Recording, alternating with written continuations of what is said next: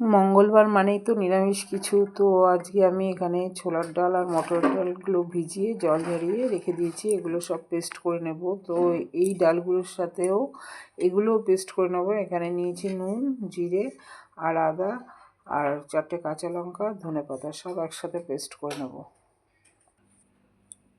ছোলার ডাল, ধনেপাতা, আদা, জিরে, কাঁচা লঙ্কা সব পেস্ট করা হয়ে গেছে। কড়াইতে সর্ষের তেল দিয়েছি, এটা একটু ভেজে নেব।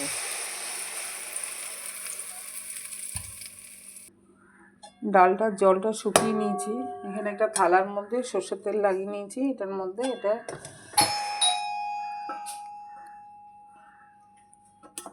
ঢেলে নেব।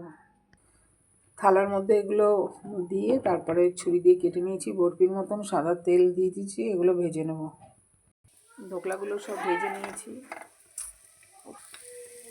এগুলো আবার একটুখানি রান্না করে নেব, ভাজা হয়ে গেছে। তো রান্নাটা করার জন্য একটা পেস্ট তৈরি করছি।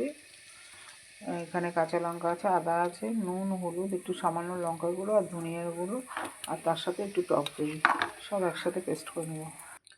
কড়াইতে সর্ষের তেল দিয়েছি, এখানে গোটা গরম মশলা, জিরে আর শুকনো লঙ্কা কুচিয়ে দিয়েছি। তো আর যে পেস্টটা করেছি সেই পেস্টটা দিয়ে একটু মশলাটা কষিয়ে নেব। ঝোলটা খুব ভালো করে ফুটিয়ে নিয়েছি। এখানে এই ধোকলাগুলো ছেড়ে দিয়ে আরেকটু সময় একটু ঘি, গরম মশলা দিয়ে দেবো, একটু ভাজা মশলা দিয়ে দিচ্ছি।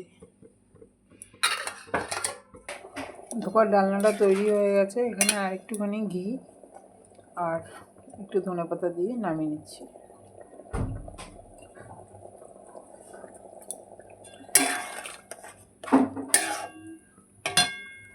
নিরামিষ ধোকার ডালনাটা তৈরি হয়ে গেছে।